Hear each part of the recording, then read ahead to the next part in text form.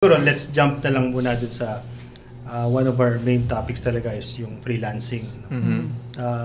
Ano ba yung, if somebody aspires to be a freelancer, ano ba talaga yung dapat na vision nila? Ano yung meron silang skills, no, to be able to start with one? Ano? Actually, kahit sino na ngayon pwede na mag-freelance eh. There's a misconception kasi na you need to have a large portfolio, mahabang experience, or may mga credentials ka na certificates na galing ka pang kung ano-anong school or anong degree. Right. Pwede naman ganun. May mga work na it really needs that kind of thing, like yung mga engineering, yung mga sobrang precise talaga na things. Pero if you're really just wanting to help solve a problem ng mga clients mo, yung mga prospects mo, you just really have to focus on 3 key things eh. So, it's just lead generation, diba? Conversions, Right. and then retention. And wala silang pakialam kung may degree ka or may experience ka or may meron kang credentials. As long as papakita mo yung results and alam mo kung paano hanapin yung mga clients mo or isolve yung pain point nila, then pwede kang mag-succeed as a freelancer. So, yun, kaya malaking catalyst din actually yung pandemic kasi many people realized and many people actually accidentally became six-figure earners. Right. Pero among sa mga skills, kasi iba-ibang klaseng skills yan eh. Diba? Meron galing sa marketing, meron virtual, VA ba is considered as a freelancing? Ay, oo.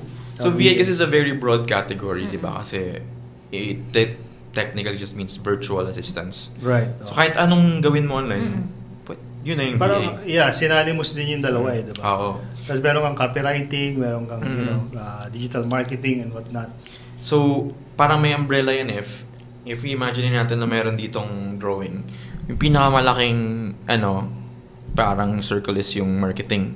And then subset ng circle na yun is digital marketing. Right. And then inside of digital marketing, and then yung social media marketing, video marketing, email marketing, SMS marketing, email marketing. So may mga sarili-sarili lang mga mundong tinitirhan. And then if medyo analytical ka, kunyari engineer ka, you're coming from a line of work na ginagamit mo talaga yung parang relational intelligence mo, then you can stay dun sa mas mataas na part kasi ikaw yung mag-organize ng mga iba't ibang marketing types. So you could be a CMO type person. Right. If you're parang vertical parang T-shaped ka na alam mo yung nangyayari. Pero most people pag-start karaniwan typically sa social media and video marketing kasi yun yung parang pinakamaraming pwedeng magturo eh. Right. So email marketing, it's a bit more niche, and then yung copywriting, which is also part of, di ba, copy and sales. So, andun siya. Medyo saturated na talaga? Right now, mahirap siyang, like, I can't really say for certain kasi nagbabago naman yung trends. Pero, ang nakita namin, yung skills mismo, hindi saturated. Kasi yung skills na yan, forever talaga siyang kailangan. Like, social media or video editing, let's say, di ba, video editing. Lahat ng mga markets pwede mo siyang i-offer eh. Correct, yeah. Ba social media. Pero yung parang nafe-feel lang ng mga, there's a perception na it feels saturated kasi yung mga tao, they're marketing their parang services dun sa mga parang let's say platforms na sobrang a dime a dozen sila. So if you show up on Upwork, libo kayo nandun eh. Kung mag-start ka pa lang, ma-feel, libo kami nandito eh. Diba? Or kung nandun ka sa OLJ, ang daming aagawan nyo yung application, mag-apply kayo, pagalingan kayo dun eh. Right. Pero if you put yourself in such a way na parang you're marketing yourself na mag-outreach ka ng one-on-one, naiwalay mo na kagad yung sarili mo dun sa madaming tao. Correct. So yun yung parang tinuturo namin, like, do the outreach, parang connect real relationship building, talaga mag-comment ka, mag-hi ka, mag-ano ka. And then, hindi na nila wala na sa isip nila yung mga platform kasi ikaw na yung totoong taong nag-reach out sa kanila eh. Right. So there's a saturation at what you said that's hindi siya mali or hindi siya tama. Pero depende yan where you really are. Kasi you will feel that saturation if nandun ka sa maraming... Siguro, let's cite some example. So, for example, meron akong skill sa copywriting.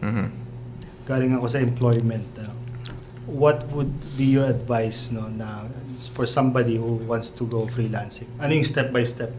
Uy, okay yan. So ngayon, magaling ka na magsulat. So, kumbaga, may training ka na overtime as a writer, tapos nag-aral ka pa ng copywriting. So, you're actually selling parang the art of sales in print, di ba? Right.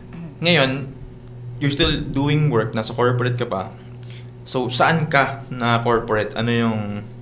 Kasi nasa marketing department ka, no? You're doing digital marketing. For what company? Say you are in an e-commerce business, retail. Yeah. So yun, ang first mong pwedeng gawin, syempre, do what is the easiest na path of least resistance. So, analyze your network first. Mga kaibigan mo, yung mga clients mo.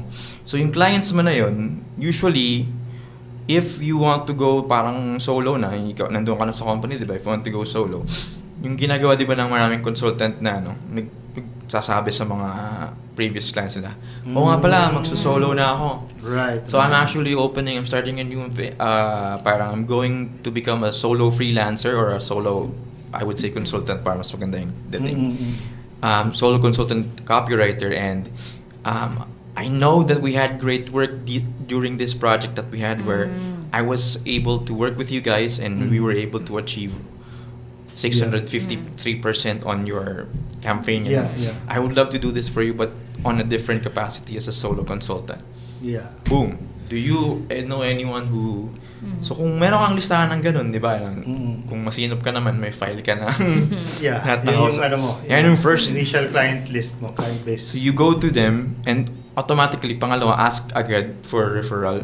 So, hindi sila lang, pero do you know anyone who could use this kind of parang achievement as well?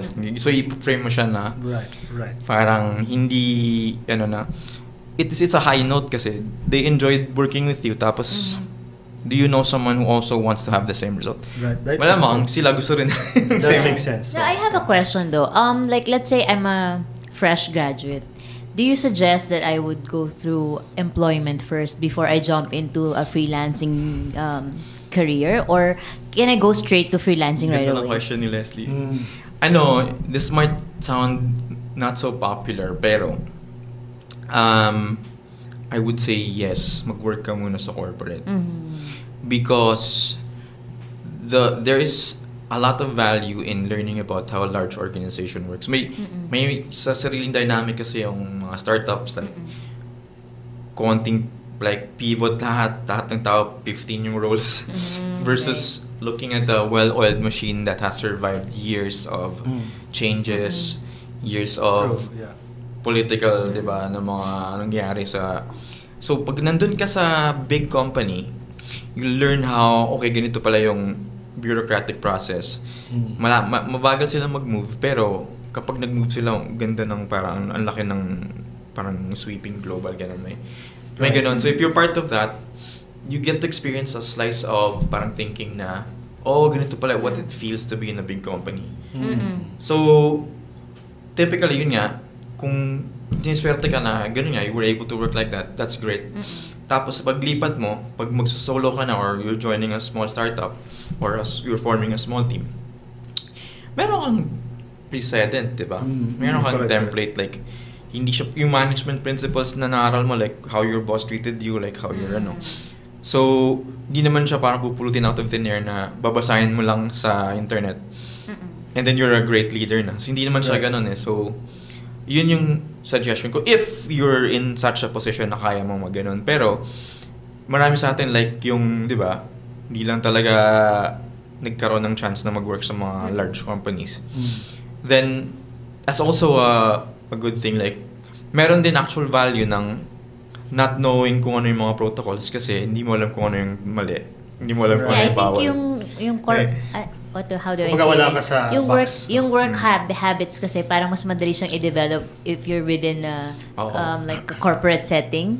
For example. Somehow meron kang magigain na confidence kasi some certain kind of confidence level pag galing ka sa corporate. Alam mo rin yung ins and outs ng corporate life. Yeah. Kasi yung mga gigantic na mga companies, freelancers lang din naman sila dati. Like si Apple, di ba? Si Sila jobs, nakakuha lang naman sila ng project. Correct.